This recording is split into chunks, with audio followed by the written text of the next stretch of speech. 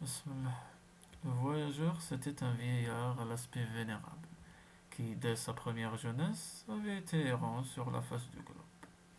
Hôte des déserts, hôte des forêts, maintes fois il avait échappé au péril de l'incendie, d'une inondation, des tremblements de terre. Mais aux étranges aventures de ce long pèlerinage, aux émotions de cette vie agitée, avait succédé enfin le repos d'une belle vieillesse. Comme après les ardeurs et les tempêtes d'un jour d'été, viennent la sérénité du soir et la paisible lumière de l'astre des nuits. Dans ces courses incessantes, le voyageur avait conquis tout un monde de souvenirs, au milieu desquels sa mémoire, sympathique et bienveillante, aimait de préférence à retrouver un de ces écrits qui parle au cœur et le charme comme la source que le pèlerin rencontre après une marche pénible à travers les sables. Il aurait pu faire trembler et pâlir ceux qui l'écoutaient par quelques histoires terribles aux incidentes dramatiques, mais ce vieillard simple comme un enfant, assis à notre foyer, aima mieux faire couler nos larmes par l'histoire touchante des douleurs et des consolations d'une mère. Le hasard, nous dit-il, me fit rencontrer dans les forêts du Far West américain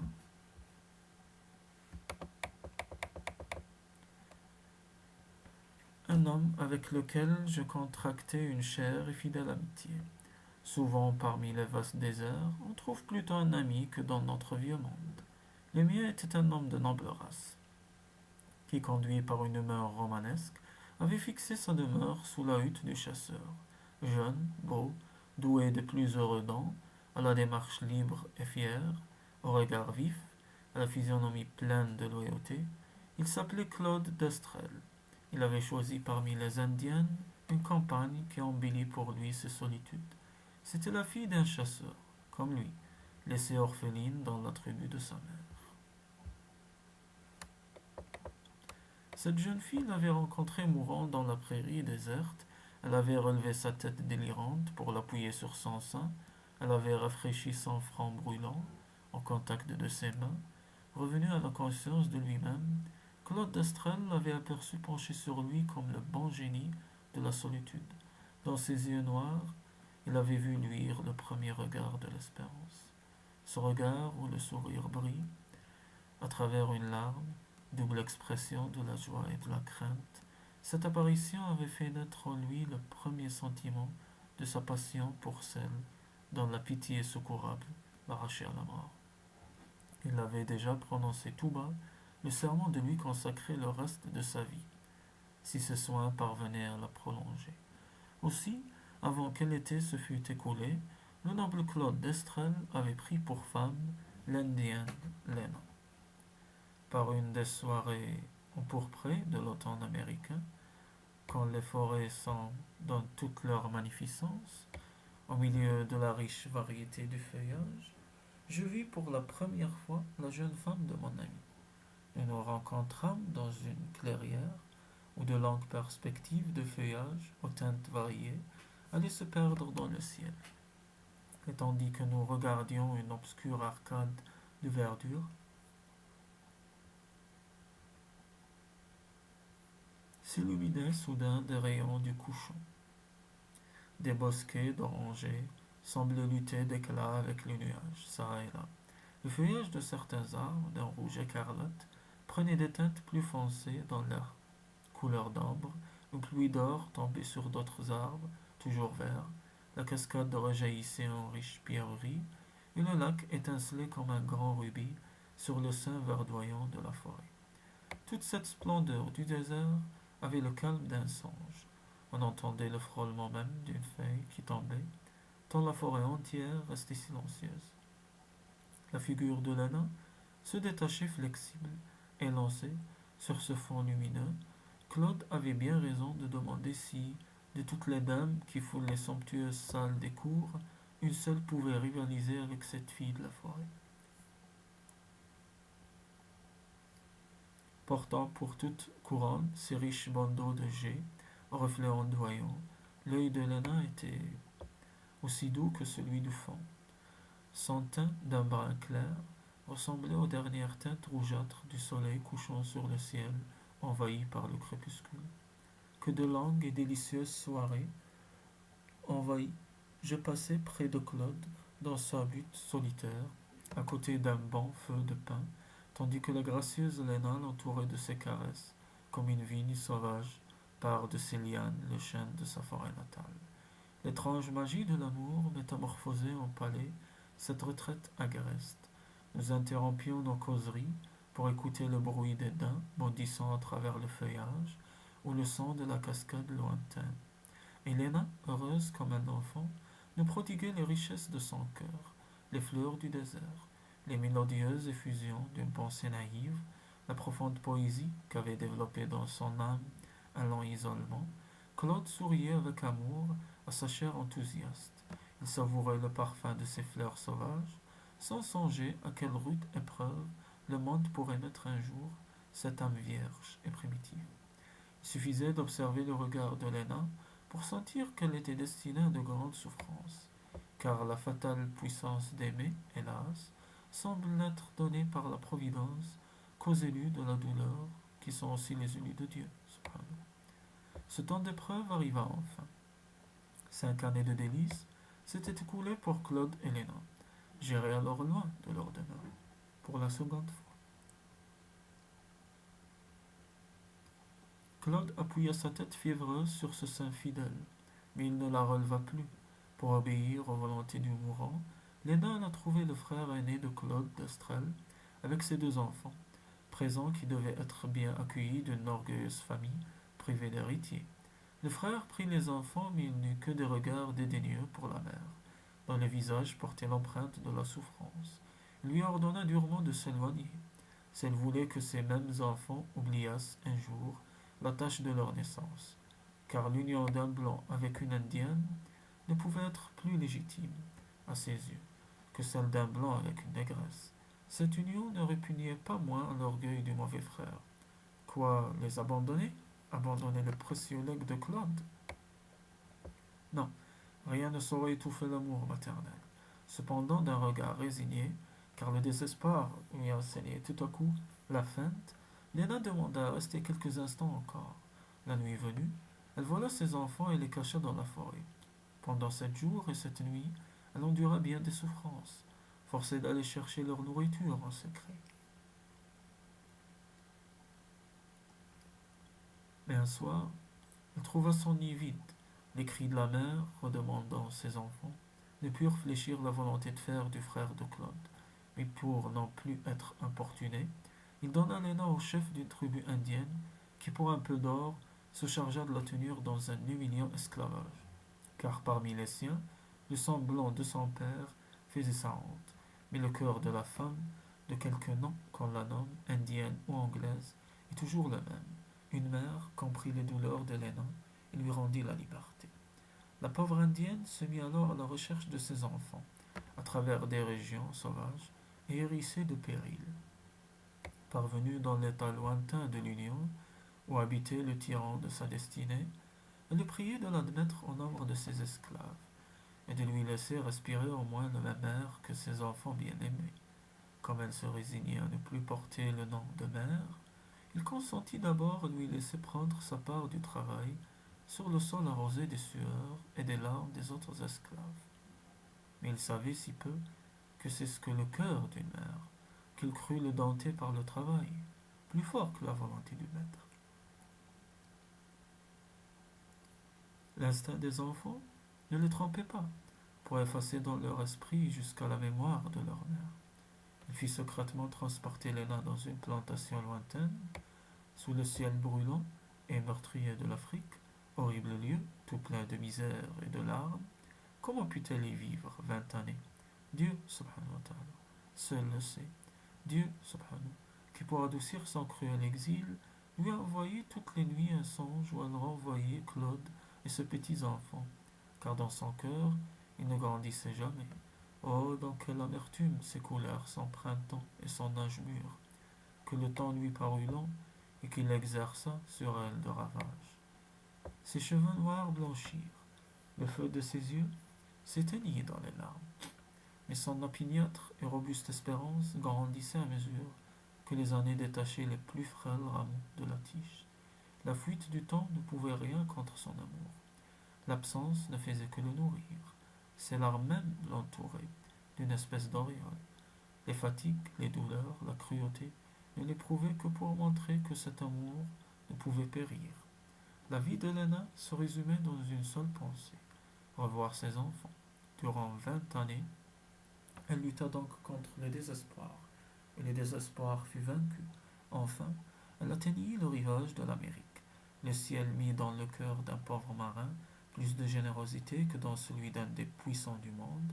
Il prit Lena à son bord sans lui demander le prix du passage. Lena atteignit le sol natal au déclin de l'année. Étaient-ils morts, ces chers enfants? L'avaient-ils oublié? Oublié leur mère? Oh non, cela est impossible.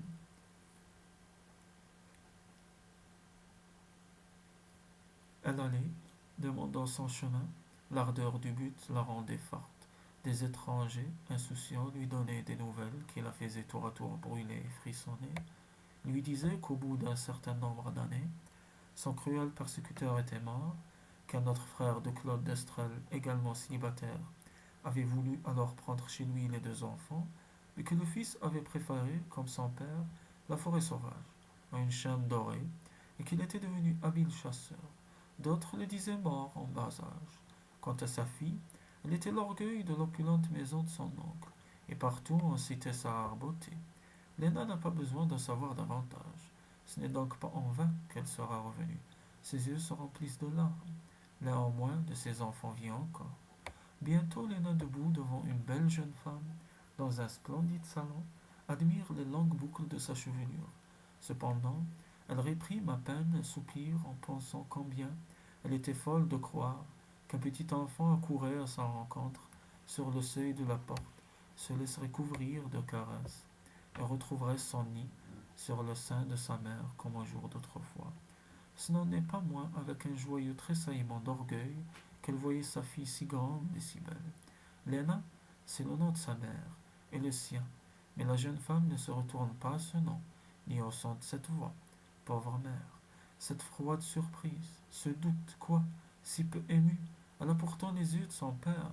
Comment avec ces yeux-là peut-elle regarder d'un air si étrange le visage que Claude aimait tant? Pauvre mère, Léna a perdu le petit enfant de ses songes. Et peut-être ne trouvera-t-elle pas une nouvelle fille? Non, c'est impossible. Elle a tant de souvenirs à évoquer pour éveiller son instinct familial. Sûrement il lui suffira de lui apprendre qui elle est. Elle ne lui avait pas encore dit son nom.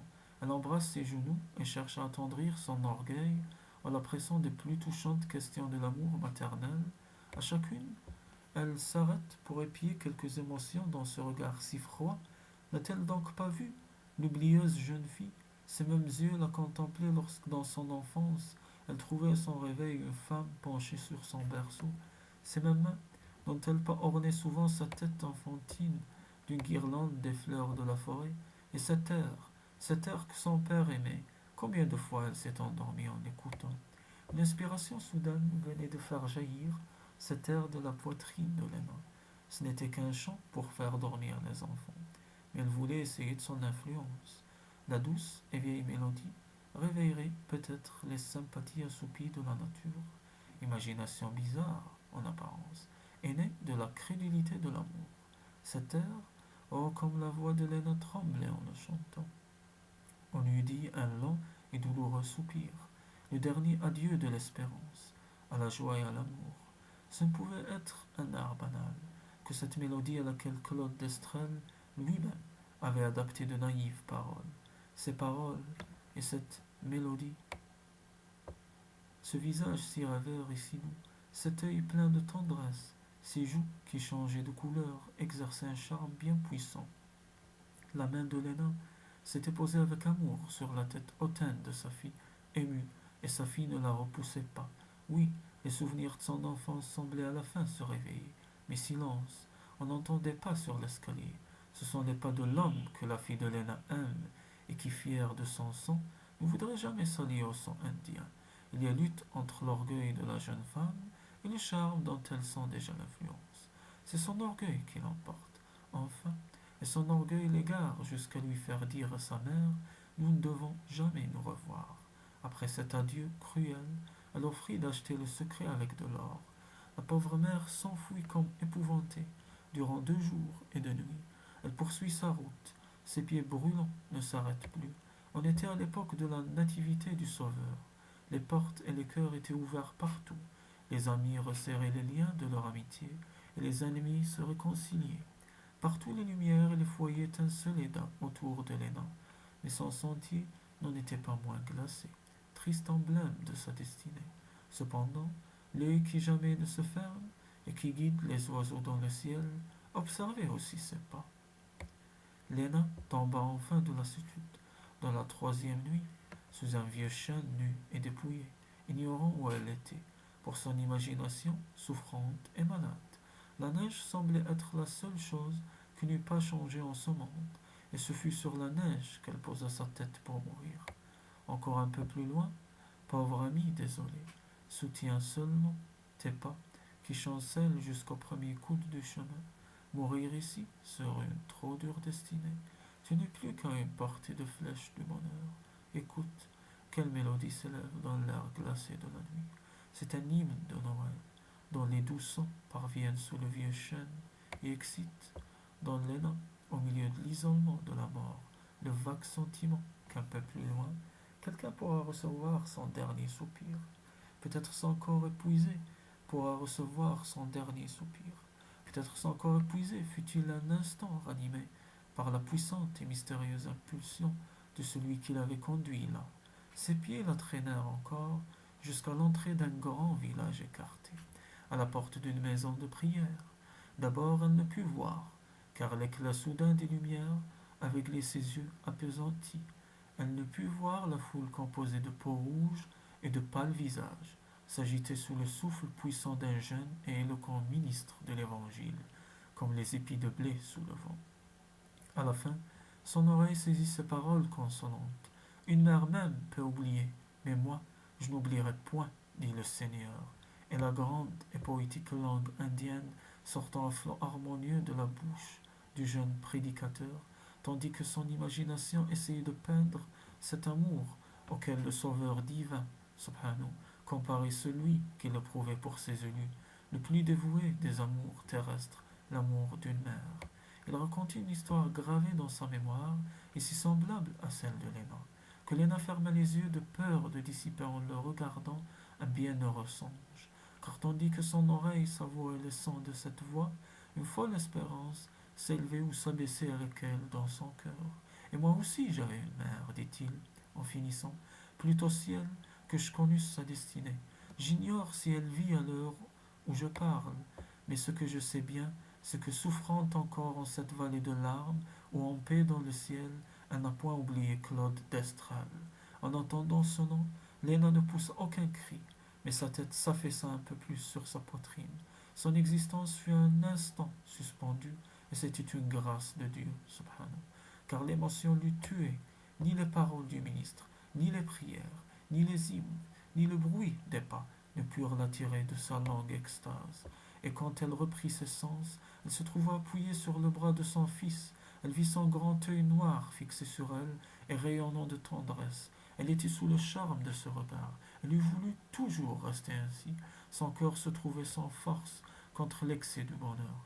Tout ce qu'elle put dire fut de répéter les dernières paroles du jeune ministre. Non, elle n'a pas oublié Claude d'Estrade.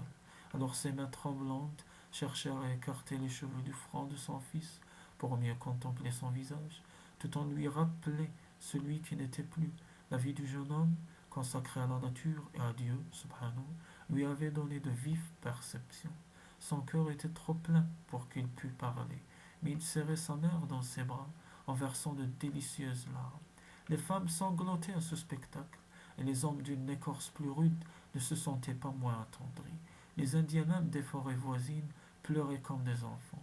Quand un vieillard plein de sagesse et de reconnaissance pour l'auteur de tous ses biens calma toute cette foule émue par un seul mot, priant. Quelle douce soirée après tant d'infortune. Claude et sa femme, jeune et belle, s'empressaient autour de Léna avec une joie fière. Le récit de ses malheurs passés faisait couler leurs larmes. Il pensait ses pieds meurtris. Il la faisait asseoir entre eux deux, et la jeune femme pressait ce front hâlé empreint de tant de souffrance contre ses cheveux blancs, soyeux, ou ses joues éclatantes de fraîcheur, Claude ne pouvait non plus se lasser de baiser ce pauvre front. Jamais foyer domestique ne vit une plus brillante, une plus heureuse nuit de Noël. J'appris la fin de cette histoire à mon retour dans le pays, en partie par le fils de Claude et de Léna, en partie par une femme qui ne pouvait prononcer le nom de sa mère sans une profonde amertume, sans une rougeur plus brûlante que la fièvre, alors que tous les faux amis et tous les gens à gages avaient fui loin d'elle, et que l'homme qui l'avait épousée pour l'or de son ongle n'osait approcher d'un lit contagieux. Oh, combien elle regrettait alors ce visage aimant qu'elle avait si durement repoussé, cette mélodie si triste et si touchante qui avait autrefois charmé le sommeil dans son berceau, hanté son souvenir au milieu de ses douleurs. J'allais chercher Léna, et Léna vint. Son amour était l'amour véritable, qui souffre en silence et n'oublie que le mal. Léna pressait de ses lèvres cette bouche brûlante, la disputant au baiser de la mort. Elle répandit sur cet esprit en proie à mort la rosée du pardon. La colombe céleste finit par se poser sur la couche fatale avec un rameau d'olivier. Il restait un dernier désir à la mourante, celui d'entendre l'air qui l'avait bercé. Léna ne voulut pas lui refuser cette consolation. Elle chanta donc au milieu de la chambre lugubre où commençait à s'étendre l'ombre de la mort. Elle chanta son air favori. Mais si sa voix s'efforçait d'être calme, son cœur saignait, car elle savait que celle qui l'écoutait mourrait avec les derniers accords. Quand le chant qui berçait l'enfance de la malade eut cessé de résonner, nous la trouvâmes endormie du dernier sommeil. Nous devions encore nous rencontrer souvent, Léna et moi. Sa vieillesse ressemblait à une belle soirée après une journée de pluie et d'orage. Elle lisait d'un œil serein le livre de la vie, arrivé pour elle à ses dernières pages, entourée de ses petits-enfants et de tous les petits-enfants comme le divin maître. Cette femme simple et naïve, mais grande par l'amour et la foi, semblait déjà appartenir au ciel.